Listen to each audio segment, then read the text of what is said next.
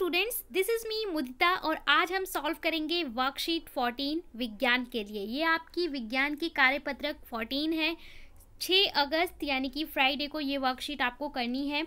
हमारा चैप्टर चल रहा है रासायनिक अभिक्रियाएं एवं समीकरण।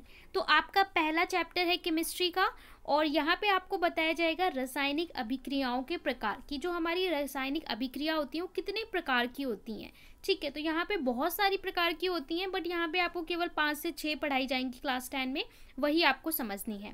पहली है हमारी संयोजन अभिक्रिया। संयोजन अभिक्रिया कौन सी अभिक्रिया होती है? ऐसी अभिक्रिया, देखिए जैसे इसका नाम है संयोजन। संयोजन का मतलब क्या होता है? दो चीज को मिलाते हैं तो संयोग होता है ना। तो जब भी आप दो चीजों को मिला दोगे, आपके अभिकारक जो हैं वो दो हैं और जो उत्पाद है वो एक बने। आपके अभिकारक दो हो सकते हैं या दो से ज़्यादा हो सकते हैं, लेकिन जो आपका उत्पाद बनेगा वो एक ही बनेगा। तो इसको हम क्या बोलते हैं? संयोजन अभिक्रिया। जैसे यहाँ पे सरल भाषा में लिखा हुआ है कि यह एक प्रकार की रासायनिक अभिक्रिया है। इस अभिक्रिया में दो या दो से अधिक अभिकारक मिलकर एक उत्पाद का निर्माण करते हैं। आपको पता है जो लेफ्ट हैंड साइड ये आपके अभिकारक होते हैं और जो बनता है ये हमारा उत्पाद होता है। तो अभिकारक आपके एक से ज़्यादा हो सकते हैं, लेकिन उत्पाद हमेशा एक बनेगा। तो इसको हम बोलेंगे संयोजन अभिक्रिया। उदाहरण आपका दे रखा है जैसे कि कोयला। जब आप कोयले को जलाते हो तो कोयले को हम कैसे लिखते हैं? कोयले को हम सी लिखते हैं, कार्बन होता है कोयला। तो कोयले को जलाना मतलब जब भी आप किसी चीज़ को जलाओगे तो उसके अंदर ऑक्सीजन ऐड होती है, ठीक है।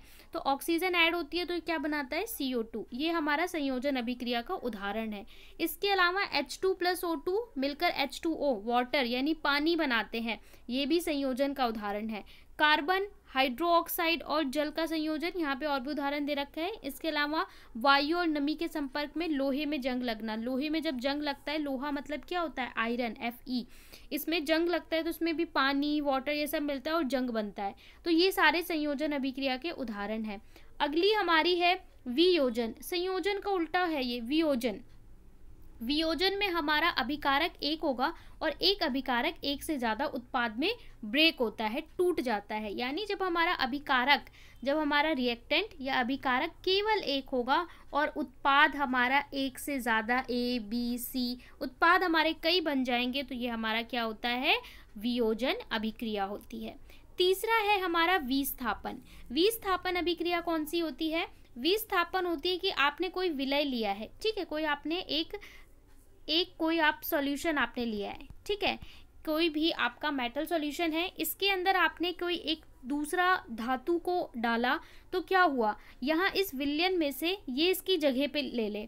यहाँ पे इसके अंदर एक धातु है, ठीक है, ये AB है, तो B को हटा के हमने C को ऐड किया तो ये इसकी जगह पे आ जाए। तो इसको हम क्या बोलते हैं? विस्थापन, कि उसकी स्थान कोई और ले ले, ठीक है।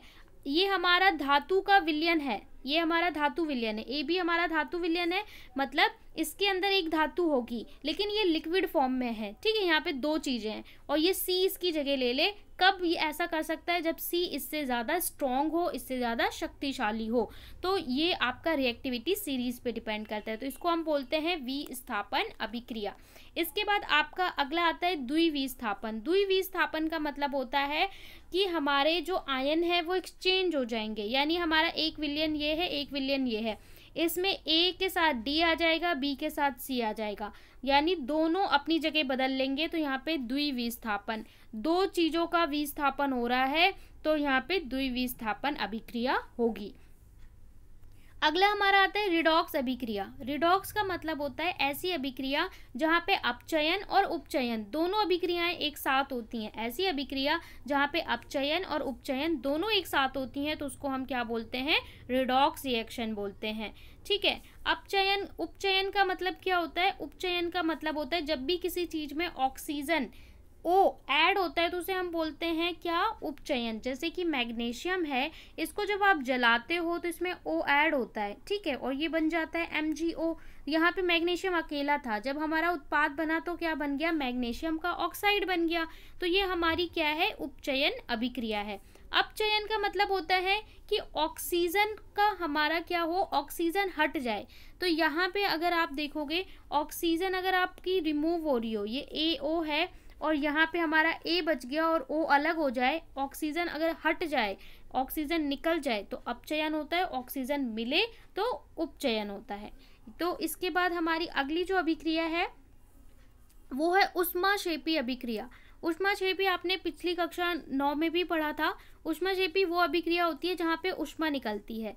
इसका सिंपल आपका भाषा में दे रखा है, जिन सभी क्रियाओं के दौरान ऊष्मा उत्पन्न होती है। ऊष्मा मतलब हीट, ऊष्मा का मतलब क्या है, हीट। ऐसी अभिक्रिया जिसमें हीट निकले, ठीक है, ऊष्मा निकले, वो हमारी ऊष्मा अभिक्रिया है। इसका एग्जाम्पल है कि CH4 और O2। जब आप मीथेन एक गैस है, जब आप इसे जलाते हो तो इसमें से कार्बन डाइऑक्साइड निकलती है, वाटर निकलता है और ऊष्मा निकलती है। तो ऐसी सभी क्रिया जिसमें ऊष्मा निकलती है वो ऊष्माक्षेपी अभिक्रिया कहलाती है। जैसे कि रेस्पिरेशन यानी श्वसन। जब हम श्वसन लेते हैं तो क्या होता है, C6H12O6। ये क्या है, ये है ग्लूकोज। ग्लूकोज में जब ऑक्सीजन मिलता है हमारे शरीर में, तो वही तो होता है सांस लेना। हमारी बॉडी में ग्लूकोज बना हुआ है, जब हम सांस लेते हैं तो ऑक्सीजन जाता है, तो क्या बनता है, तो बनता है CO2 कार्बन डाइऑक्साइड, जिसे हम सांस लेके छोड़ देते हैं। वाटर वेपर, वो भी सांस के साथ बाहर निकल जाता है और हमें मिलती है ऊष्मा, हमें मिलती है ऊर्जा, एनर्जी। तो ये भी हमारी क्या है, ऊष्माक्षेपी अभिक्रिया है। तो इसी प्रकार और आपको यहाँ पे बताया हुआ है, आपने सुना होगा कि बुझे हुए चूने को घोलकर घरों की दीवार की छत पर लगाया जाता है। जो छत होती है, सीलिंग होती है, ठीक है, उस पर आपने देखा होगा वाइट कलर का वाइट वॉश किया जाता है ना, तो वो क्या होता है, वो बुझा हुआ चूना होता है, उसे घोल के लगाया जाता है। तो जब 2-3 दिन बाद वो सूख जाता है तो आपकी दीवारें जो है वो चमकती हैं, शाइन करती हैं, ठीक है। तो ऐसा क्यों होता है, ऐसा इसलिए होता है कि बुझा हुआ चूना जब कार्बन डाइऑक्साइड के साथ मिलता है तो वो क्या बना लेता है, कैल्शियम कार्बोनेट बना लेता है, ठीक है। उपस्थित कार्बन डाइऑक्साइड के साथ कैल्शियम कार्बोनेट बना लेता है। देखिए, जब आप पॉलिश करते हो, ये आपके पास CaO है, ठीक है, इसमें जब आप पानी मिलाते हो, ये है आपके पास बिना बुझा चूना। बिना बुझा चूना आपके पास क्या है, CaO, ये है बिना बुझा चूना। और बुझा हुआ चूना का मतलब क्या है, CaOH2, ठीक है। तो आपको याद रखना है, बुझा हुआ चूना मतलब बिना बुझा हुआ चूना क्या है, CaO बिना बुझा हुआ है और CaOH2 बुझा हुआ है। जब आप इसके अंदर पानी डाल देते हो तो आपका ये बन जाता है, इसको हम लाइम वाटर भी कहते हैं, ठीक है। तो ये जब आपका बन जाएगा तो ये आप दीवार पे लगाओगे, ये दीवार पे लगाओगे तो दीवार पे अब ये लगा हुआ है।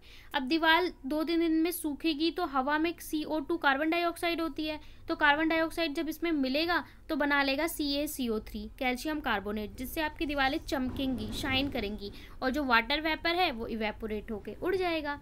अब चलिए प्रश्न कर लेते हैं। आज के हमारे जो प्रश्न है, यहाँ पे बोला है बिना बुझा हुआ चूना और बुझा हुआ चूना क्रमशः है। क्रमशः सबसे पहले आपको बताना है बुझा हुआ चूना, फिर बिना बुझा हुआ।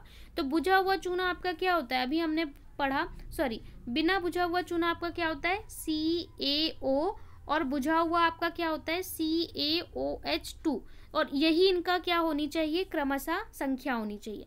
तो देखिए यहाँ पे आपका गलत सीरीज लिखा हुआ है, यहाँ पे भी गलत लिखा हुआ है, ठीक है। तो ये वाला थर्ड वाला हमारा C वाला सही होगा, यानी ये हमारा क्या है, CaO बिना बुझा हुआ और CaOH बुझा हुआ। इसके बाद सफ़ेदी के बाद दीवारों की चमक का कारण क्या होता है, कैल्शियम ऑक्साइड, कैल्शियम हाइड्रोक्साइड या कैल्शियम कार्बोनेट। तो कैल्शियम कार्बोनेट का फॉर्मूला क्या होता है, CaCO3। इसके कारण दीवारें चमकती हैं। इनमें से जो अभिक्रिया ऊष्माक्षेपी नहीं है, जो नहीं है वो बताना है। तो श्वसन तो हमारी होती है, मोमबत्ती का जलना भी होती है, लोहे के टुकड़े को पानी में डुबोना। आपने पानी का ग्लास लिया, उसमें लोहे के टुकड़े को डाल दिया, तो उसमें से कोई ऊष्मा निकलेगी, नहीं निकलेगी। तो ये वाली हमारी नहीं है, उसने पूछा है कौन सी नहीं है। इसके बाद है, इनमें से कौन सा संयोजन अभिक्रिया का उदाहरण है, कौन सा संयोजन अभिक्रिया का उदाहरण नहीं है, ठीक है, कौन सा उदाहरण नहीं है। तो वाटर बनना, पानी बनना, H2+O2, देखिए 2 अभिकारक मिलकर एक उत्पाद बना रहे हैं, तो ये तो आपकी कौन सी संयोजन है। यहाँ Mg+O2, यहाँ पे भी संयोजन है, तो कौन सी नहीं है, सेकेंड वाली नहीं है। तो इसका सही उत्तर कौन सा होगा, सेकेंड, ठीक है। तो एक बार दोबारा से नोट डाउन कर सकते हैं, ये होगा थर्ड, ये होगा थर्ड, ये होगा थर्ड और इसका होगा सेकेंड। तो ये थी आपकी सरल सी वर्कशीट। आई होप आपको समझ में आया तो चैनल को ज़रूर सब्सक्राइब करें, फ्रेंड्स के साथ शेयर करें और अपने एक्सपीरियंस को कमेंट में लिख के बताएं।